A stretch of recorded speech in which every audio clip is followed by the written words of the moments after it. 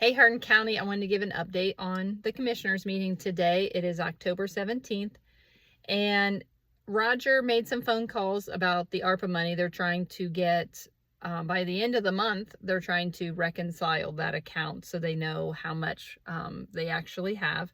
So Roger made a phone call over to Alger, and Alger has like $2,000 that's still out there, and Forrest has $42,000.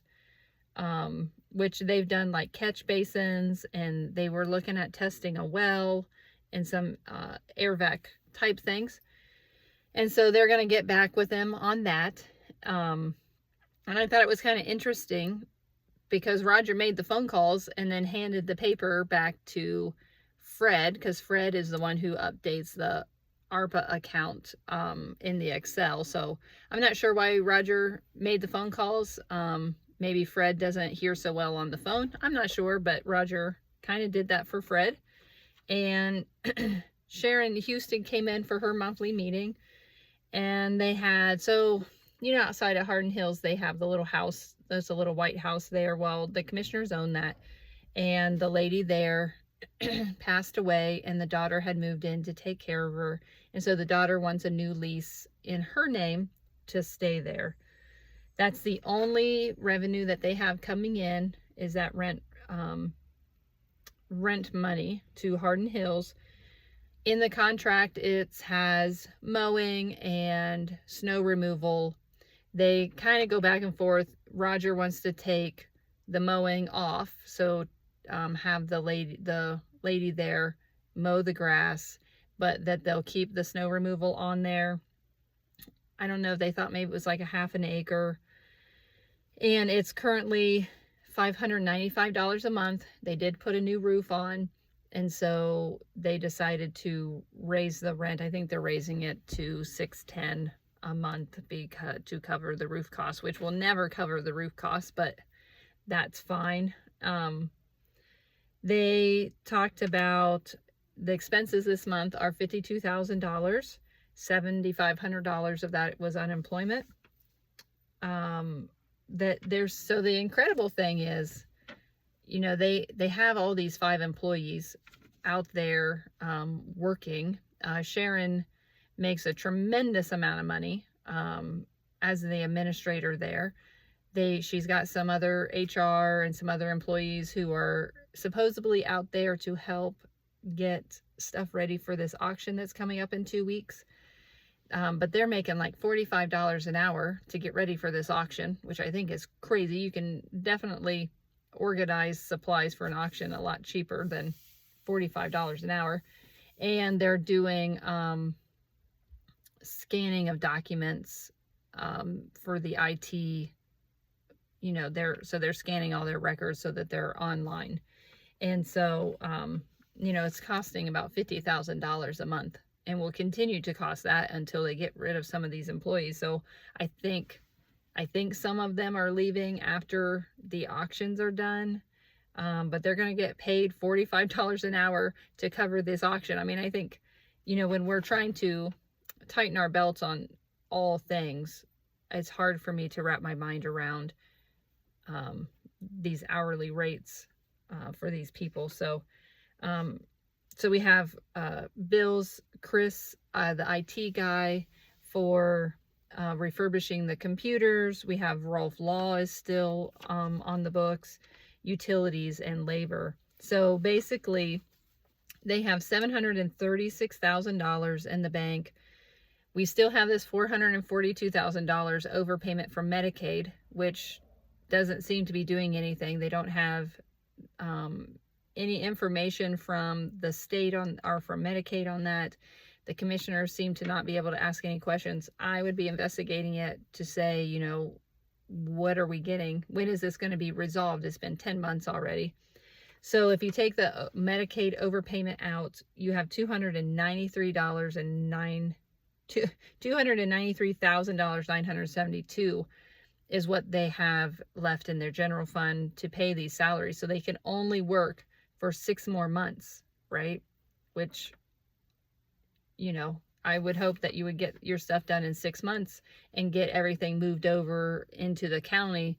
I don't think that's the case. I mean, I think that people are going to stay on the Hardin Hills payroll, and that money's just going to have to come out of the general fund. So they've used up all their money in 6 months, and now they're going to be dipping into our general fund to pay for that. And I'm not sure how I feel about that as a citizen. I think we can get lower priced employees to save some money.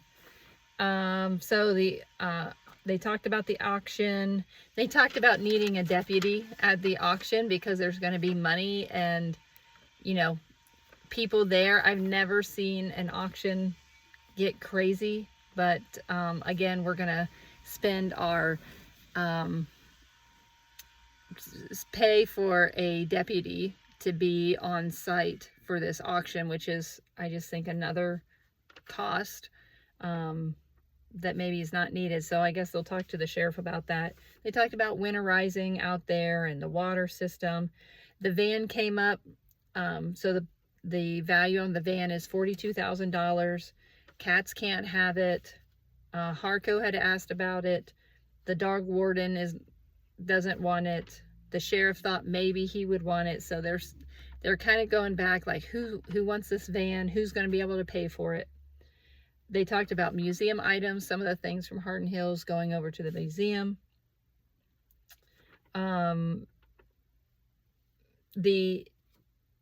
Still, I mean, they talk again about the Medicaid overpayment. That was they got that overpayment in 2023 in December.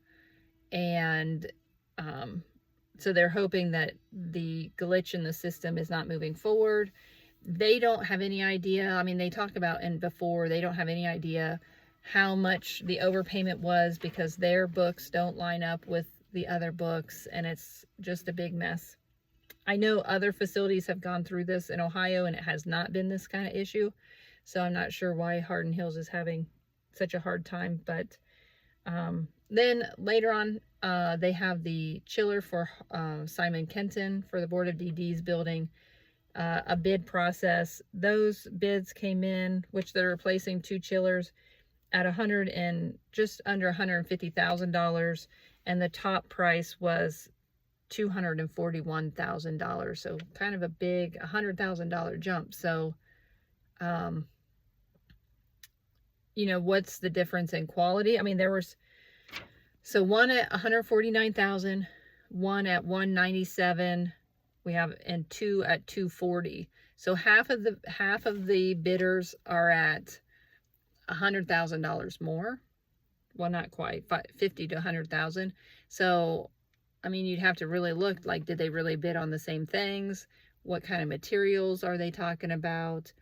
You know, I don't know. So it'll be interesting. It'd be interesting to look at those bids to see what the difference, why there's such a big discrepancy. So really, so last October 10th, so I missed that meeting. So last week I didn't have any videos. Tuesday there was no meeting, and then October 10th there was a meeting, but it only had Richard and maintenance, and so I decided to skip that meeting and go do some other projects that I was working on. And the only thing that I really saw, they talked about so behind the sheriff's station, the sheriff building there's some like old kitchen type rooms. They're closing that off, breaking a hole in the cinder block to make offices for the LEPC EMA people. And I mean, I guess this is a commissioner thing. I haven't talked to the LEPC and EMA as far as, like, if they want this move, right? They want to do this. The sheriff doesn't really care. It's not something that he's interested in, that property, or, you know, like changing that or having them move out of their offices. So it's kind of a little just project that the commissioners are doing.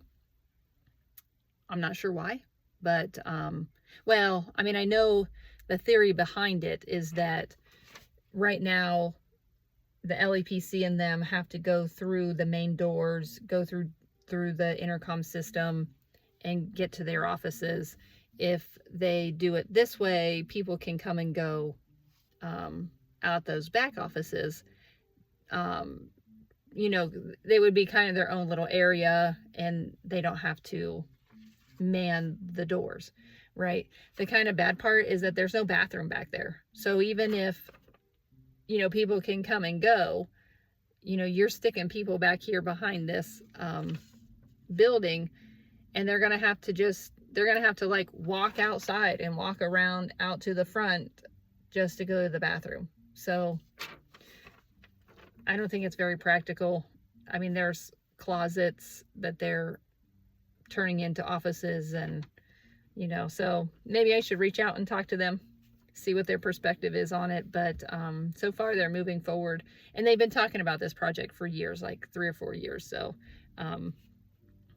it's been a long time in coming if this is what they wanted to do. But, you know, we have this whole records retention building over at Harco that is not being finished. And so you kind of wonder why they're spending money over here if there's not a big push for it and not just finishing the Harco building. So anyways, things that we'll never know. All right, well, this gets you caught up for last week and this week, and not too much happening. There's not been too much activity, or at least commissioner meetings have been very short. All right, see you later.